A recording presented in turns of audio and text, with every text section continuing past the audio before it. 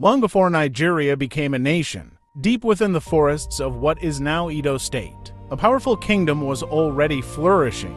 This was the Kingdom of Benin, famous for its great palace, skilled craftsmen, and fearless warriors. At the center of it all stood the Oba ruler, honored by his people and respected across the region.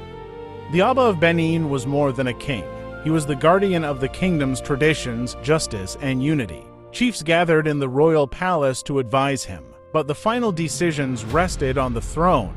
His authority was respected throughout the kingdom, and his people looked to him for leadership in times of peace and conflict. The Kingdom of Benin became one of the richest and most respected kingdoms in West Africa. Merchants arrived from distant lands to trade ivory, pepper, fine cloth, and magnificent bronze artworks. The Oba welcomed peaceful trade, but the kingdom's independence was never for sale. Benin would always remain proud and free. As the years passed, powerful foreign nations became increasingly interested in Benin. They admired its wealth, skilled craftsmen, and strategic trade. But not everyone came only for friendship. Some visitors began to see the kingdom as something they wanted too: influence and control. News soon reached the royal palace. The Oba and his chiefs learned that foreign officials wanted greater influence over the kingdom. They gathered to discuss the situation carefully.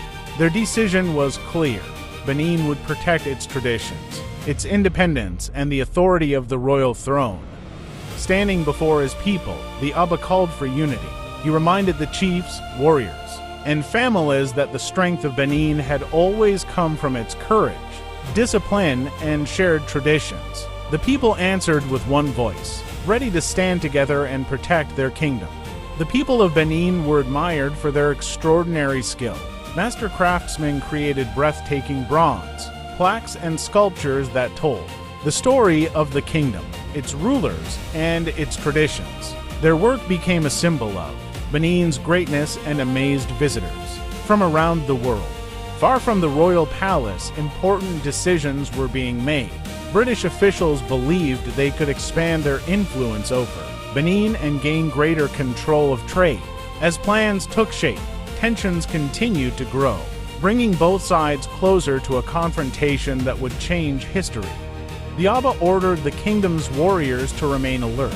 Every gate was guarded, every messenger watched the roads, and every chief prepared for what might come next. Benin did not seek war, but its people were determined to defend their homeland if peace could no longer be preserved. As night fell over Benin, the royal council met once again. The Oba listened carefully as his chiefs shared reports from across the kingdom. Every decision was made with great care, knowing that the future of Benin depended on wisdom, unity, and the courage of its people. At sunrise, the warriors of Benin took their positions. They stood with discipline and unwavering loyalty, ready to protect their kingdom if it became necessary. They hoped that peace would prevail, but they were prepared to defend their homeland and the authority of the Oba. A sacred royal ceremony was taking place in Benin, and tradition required that outsiders wait before entering the city.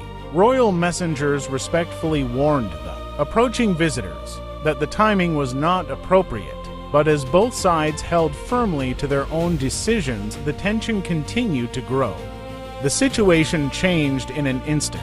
A confrontation in the forest ended any remaining hope of a peaceful resolution. News of the incident spread quickly, and both Benin and the British authorities realized that a much larger conflict was now becoming unavoidable. In response to the confrontation, a large British expedition was organized to advance toward Benin. Hundreds of soldiers and support personnel prepared for the journey. For the people of Benin, it marked the beginning of one of the most difficult chapters in the kingdom's history. As news of the approaching expedition spread, the people of Benin stood together. Families supported one another. Chiefs organized their communities, and the royal guards remained at their posts. No one knew exactly what the days ahead would bring, but the kingdom faced the future with courage, unity, and hope. The expedition left deep scars on the Kingdom of Benin. The royal palace was heavily damaged, and many priceless artworks were taken away from their homeland. Yet the spirit of the Edo people endured. They protected their history, preserved their traditions, and carried the legacy of Benin forward for future generations. More than a century has passed, but the Kingdom of Benin still stands as a symbol of resilience and cultural pride. The traditions of the Edo people continue through ceremonies, festivals, art, and the royal institution. The legacy of the Oba lives on, reminding the world of Benin's remarkable history. Empires may rise and fall, but the true strength of a people lives on through their culture, their history, and their courage. The Kingdom of Benin remains one of Africa's greatest civilizations, and its legacy continues to inspire the world. This is not just the story of a kingdom, it is the story of a people who refused to let their history be forgotten